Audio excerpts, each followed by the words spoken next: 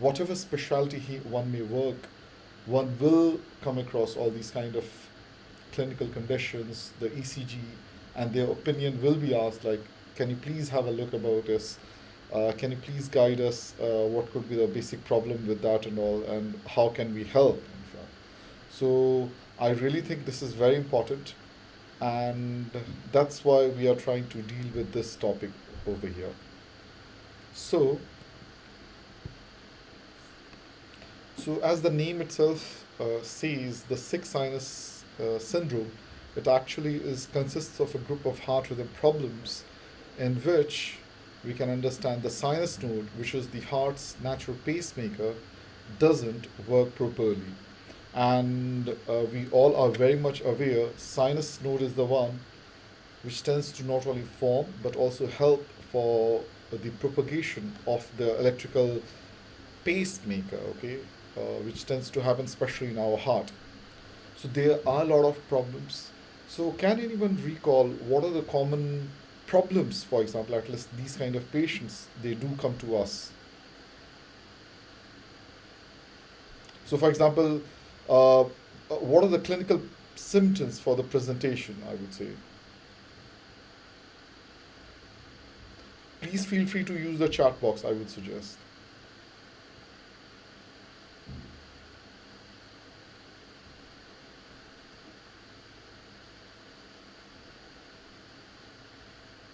Okay, I can see some responses.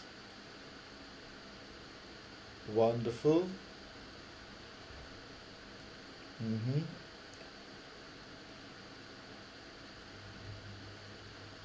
Yeah. So indeed.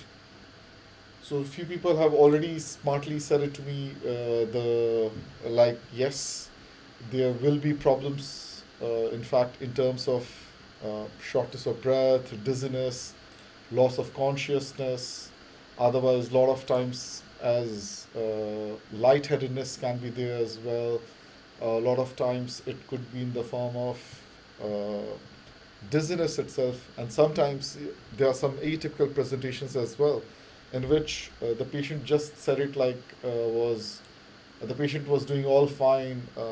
The only problem was whenever the patient was walking, the patient was having was a feeling of uncomfortableness. So a lot of times it can be a little bit indeed difficult to be able to understand the clinical symptoms, clinical problems on a complete basis. Okay, so that's why I say it like this: whenever we are all are dealing with such cases, we should always try to take a good history. So one of the common uh, encounters which we will come across with such patients is in the form of, I would say, is in the form of sinus pause or sinus arrest. Can anyone try to share with me what do they understand by sinus pause or sinus arrest? How do they diagnose it?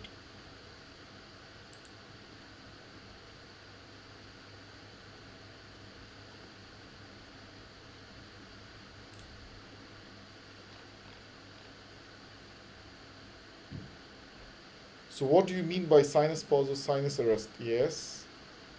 So, see, one of the main reasons I must say what I always like to have is more of interaction. So, never think it like this is for teaching and all. See, we all are humans, we all will make mistakes. This is how we all tend to learn. So, the thing is, let's learn those things right now. Let's make those mistakes now so that we'll be better off, at least in the future, isn't it? So, that's why I'm trying to make the format in the form of more and more interaction. Okay, ECG changes. Yes, ECG changes. That's what I will try to focus upon.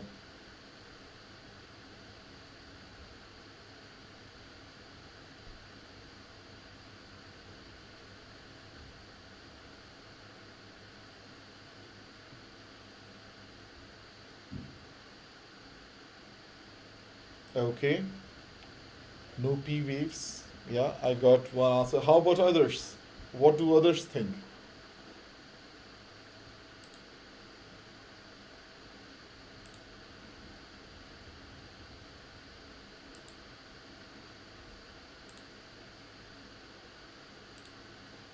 Anything else?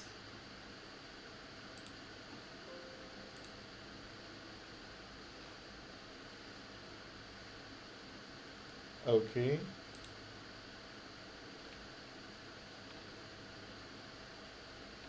Yeah. What else can we expect, for example, in the form of sinus pause or arrest? I'm sure you all are exposed to the ECGs, and I'm sure you all are even capable of diagnosing those patients as well. So, but what is the common thing which will happen for such patients?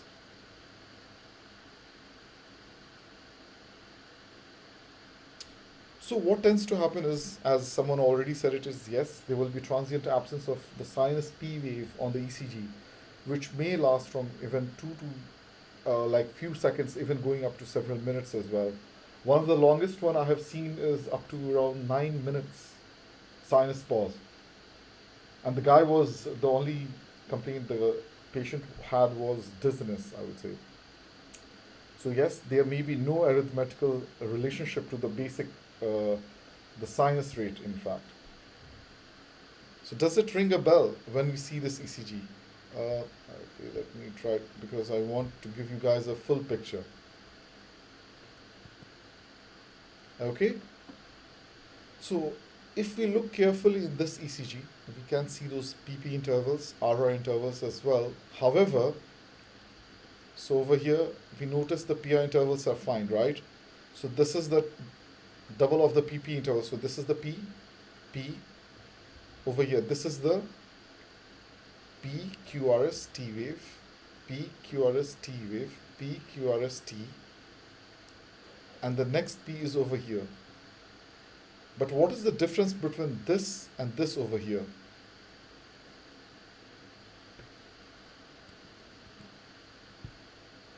So what is happening is, as I was telling is, so if you will be looking carefully at the RR interval, the RR interval will be pretty longer compared to the normal one, okay?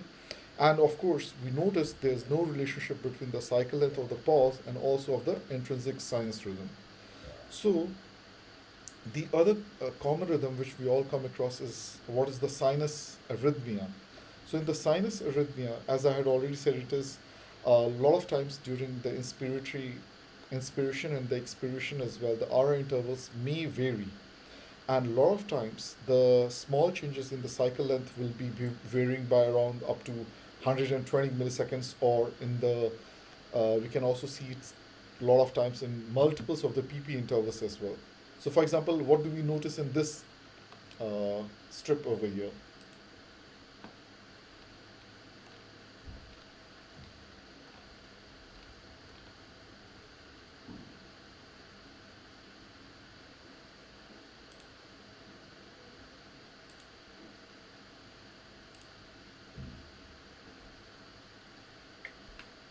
So, what do we notice over here?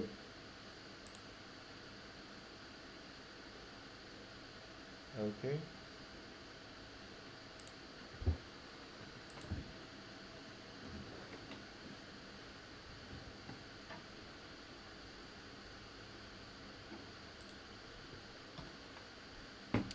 So as we can see it over here, there is not only variation in the cycle length of in the terms of the RR intervals or the PP intervals. In fact, we are also able to notice there's a gradual increase or decrease in the heart rate, which tends to happen typically with the respiratory cycle, and that is where the heart rate is increasing with inspiration. So a mnemonic which I typically try to use is called as the II. So the heart rate will increase with inspiration and decrease with expiration.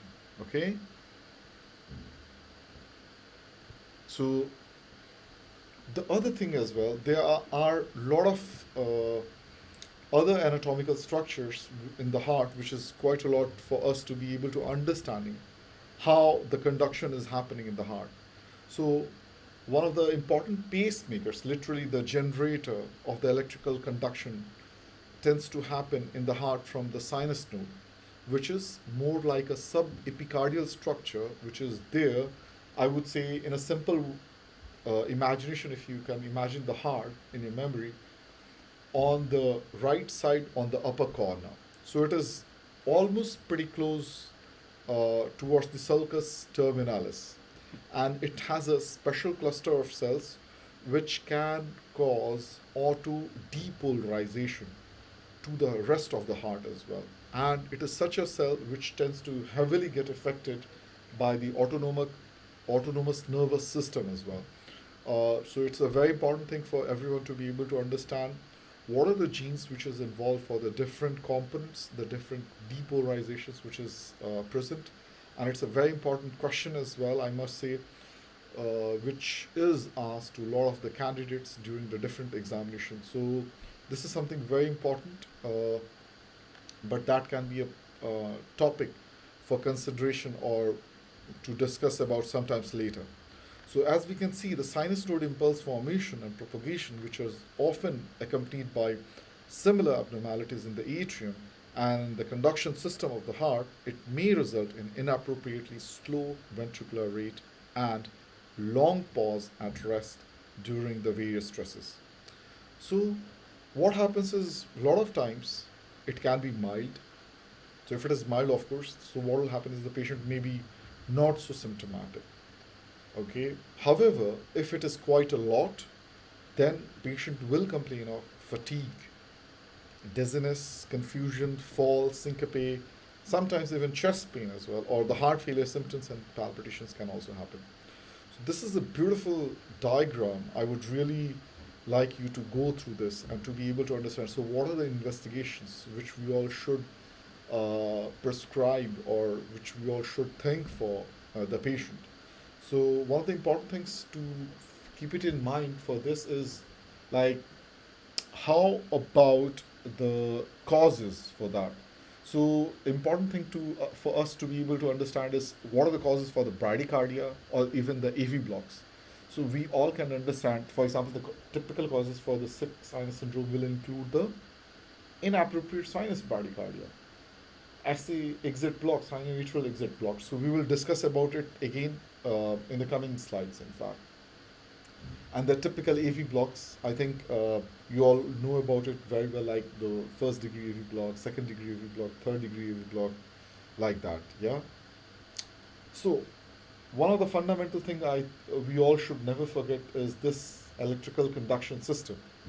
So in this electrical conduction system, what we all should be able to understand is the relative anatomical position. How is the right atrium related to the right ventricle, and of course the left atrium related to the left ventricle, and especially it's the relationship of the electrical conduction system. As I was telling you, the sinoatrial node, okay, close to the sulcus terminalis, then comes the atrioventricular node, later on going into form the His bundle, and then finally divided into the left bundle branch and the right bundle branch, and further the left bundle branch further splitting into the fascicles. Okay. So what are the other common causes which we all can come across whenever we are dealing with these problems?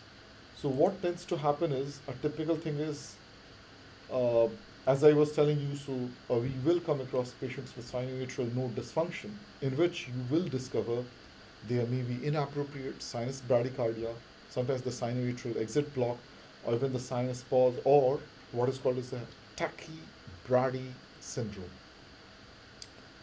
So, what is the cause, for example, for the sinoatrial node dysfunction? So, it can cause, there could be a typical thing is like intrinsic causes can be there, extrinsic causes can be there.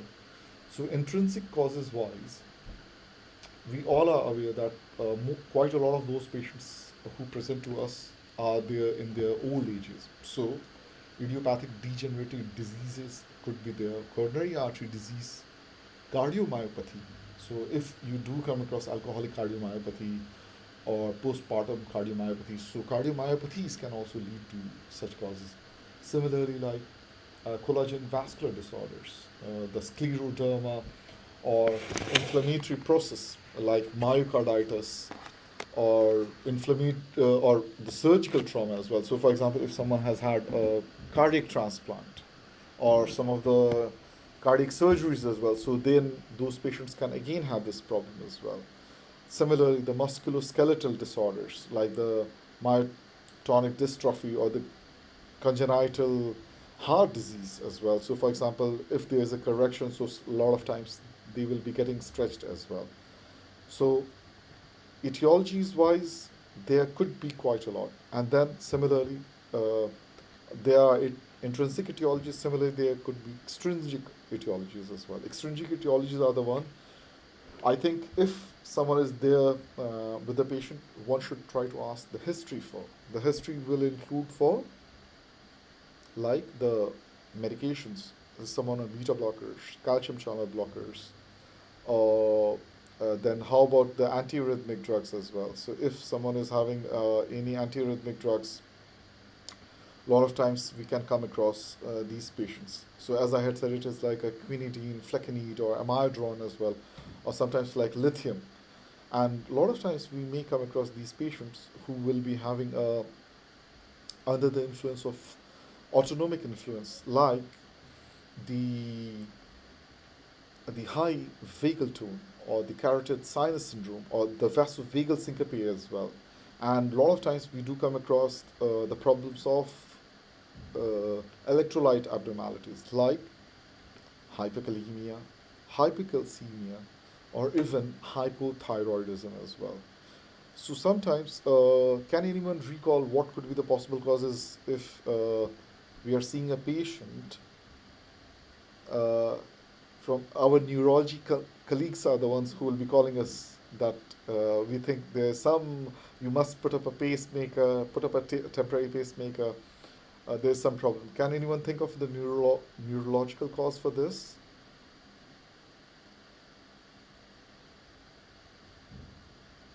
So if there is increased intracranial pressure, so in cases of some infections which can cause, or sometimes even hypothermia as well, hypothermia can cause problems like this, or even the sinus node dysfunction, as I had already said it, okay?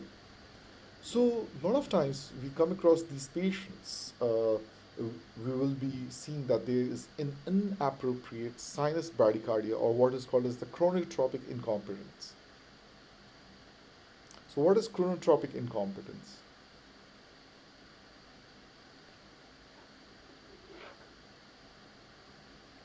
I'll try to keep on looking on the chat box as well.